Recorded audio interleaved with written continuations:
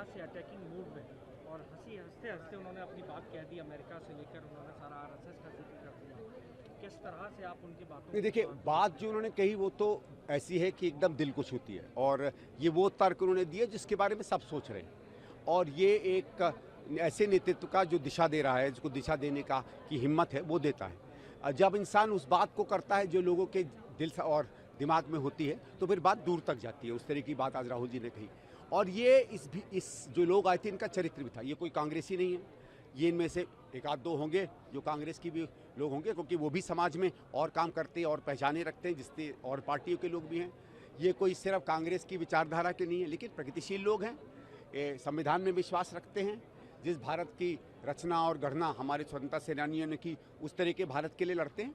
तो उन्होंने जो बातें कही, ये वो हर बात है जिससे ये लोग इत्तेफाक रखते हैं। इसलिए आप देखिएगा वो रिस्पांस भी उनको मिला, और शायद उससे उसका प्रभाव जरूर रहा होगा, क्योंकि जो कोई भी व्यक्ति जब किसी लोगों से बातचीत करता है तो रिएक्शन क्या होता है, प्रतिक्रिया क्या होती है, लोग किस तरीके की चीज़ों पे अपनी बात सुनना चाहते हैं, उससे आदमी प्रेरित होता है कोई बात कहने के लिए। तो मुझे लगता है जब भी राहुल जी समाज के बीच में आकर दिल खोल कर बात करते हैं तो समाज आगे बढ़कर उसको स्वीकार करता है। वो आज के कार्यक्रम में दिखा। ओवरऑल पार्लियामेंट सेशन को आप किस तरह से देखेंगे और कितने अंक देंगे? अगर आप देखिए, पार्लियामेंट इस सेशन को तो शायद 0 अंक मिले, एक हो सकता है अटेंडेंस का मिल जाए तो मिल जाए, और जो भत्ता मिल गया होगा सांसदों को। लेकिन देखिए, मैंने भी पार्लियामेंट सेशन ऐसे ही चलाए हैं, जिसमें 2 या 3 साल तक मैं चीफ व्हिप था, इन्होंने एक भी सेशन नहीं चलने दिया। तब इनके हिसाब से 2G बहुत बड़ा मुद्दा था, जो आज बिल्कुल फर्जी मुद्दा निकला। तो आप ये समझिए कि 3 साल जिसने फर्जी मुद्दे पे संसदी खराब की, वो आज हमको दुहाई देता है कि सांसद को चलने दीजिए, जबकि उनके खिलाफ हर मुद्दा किसी CAG फर्जी रिपोर्ट का नहीं है, किसी कोर्ट केस का नहीं है, जनमानस का है। और जनमानस के मुद्दे पे अगर ये संसद न चलने दें तो फिर इनकी कमजोरी दिखती है।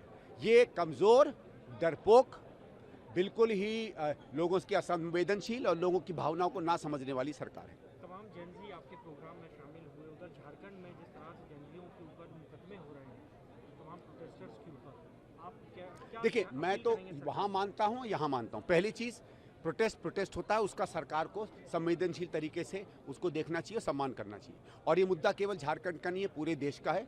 इसलिए झारखंड सरकार को भी समझना चाहिए, किसी भी पार्टी की सरकार हो, किसी के समर्थन की सरकार हो। और दिल्ली में भी आपने देखा होगा, जब ये खबर आई कि शायद कहीं हिंसा हो रही है, तो मैंने कहा कि कोई भी प्रदर्शन हो उसमें हिंसा नहीं होनी चाहिए। हिंसा अगर हो तो सरकार अपनी ताकत का इस्तेमाल करती है, और अगर वहाँ कुछ ऐसा हो रहा है तो दूसरी बात है। अन्यथा मैं झारखंड सरकार से निवेदन करूँगा कि जिस तरीके से हम चाहते हैं कि ऐसे सब विरोधों से बात की जाए। आप देखिए, कर्नाटक में एक कॉलेज में हुआ, फौरन हमारे मुख्यमंत्री पहुंच गए, हमारे गृह मंत्री पहुंच गए, उन्होंने लोगों से बातचीत की, लोगों में एक शांति आई। उनका चलिए भाई, सरकार हो सकता है सरकार हर चीज़ ना कर पाए, सुनती तो है, कुछ ना कुछ कदम लेगी। उस तरीके का थोड़ा अगर रवैया झारखंड की सरकार रखेगी तो बेहतर होगा। एक आखिरी सवाल, सुखबीर बादल पे आज दूसरी बार अटैक हुआ है, हालांकि उनके हाथ जख्मी हुए, उनको तुरंत अस्पताल ले जाया गया। ये दूसरी बार है जब उन पर इस तरीके का अटैक हुआ। देखिए, सीधी बात है, पंजाब में हम बहुत दिनों से कह रहे हैं कि लॉ एंड ऑर्डर बचा ही नहीं है। ये महाराष्ट्र के नांदेड़ में हुआ। अच्छा, तो और भी वो है, क्योंकि इसका मतलब है कोई ना कोई सांप्रदायिक उन पर हमला हुआ है। और ये हमला क्यों हुआ ये मैं नहीं समझूंगा, लेकिन इस तरीके से महाराष्ट्र की सरकार को बहुत गंभीरता से इसे लेना चाहिए।